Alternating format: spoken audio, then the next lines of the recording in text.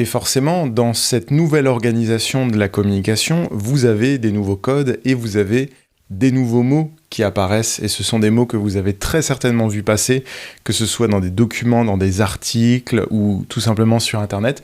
Ce sont des buzzwords, des mots qu'il faut absolument utiliser. Et donc, vous allez très souvent retrouver des stratégies horizontales, du storytelling, d'influence et conversationnel. Alors, très souvent, on essaye d'inventer des nouveaux mots pour masquer des incompétences. Et donc là, ce que je vous propose, c'est de conserver cette diapo pour vraiment avoir l'explication la plus courte et la plus efficace sur l'usage de ces mots. Quand vous entendez parler de stratégie horizontale, ça veut dire que chaque client, chaque personne peut émettre et répéter un signal. Un signal, ça peut être une photo, une vidéo, un petit texte, un statut sur Facebook, un tweet, peu importe.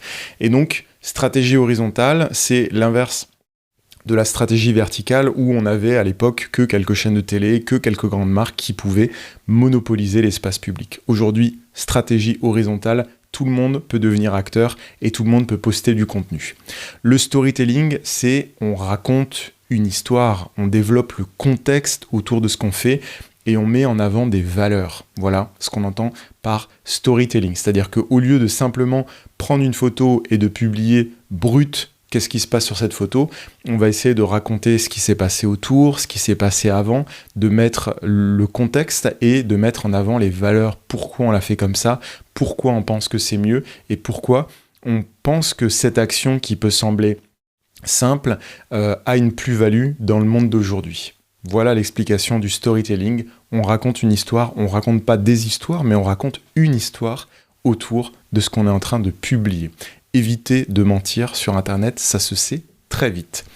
D'influence, on laisse parler plutôt que de monopoliser la parole. C'est ce qu'on a vu avant avec l'exemple des montres Wellington, qui était Daniel Wellington, qui était très en avance sur son temps, mais il vaut mieux que ce soit plein de gens qui ont déjà leur communauté, qui ont déjà leur importance sur Internet, qui parlent de vous, plutôt que vous soyez tout simplement seul à dépenser beaucoup d'argent pour parler de vous devant plus de monde. Voilà. Donc, une stratégie d'influence, on fait parler de soi plutôt que de monopoliser la parole. Et conversationnel, on crée du contenu pour générer des interactions et des connexions avec des clients potentiels, avec des gens qui s'intéressent aux mêmes choses, plutôt que de créer du contenu marketing traditionnel, on est les meilleurs. Et on crée du contenu où on montre qu'on est les meilleurs, même si c'est faux, même si c'est déconnecté de la réalité. Voilà. Donc, une stratégie horizontale, du storytelling, de l'influence et conversationnelle.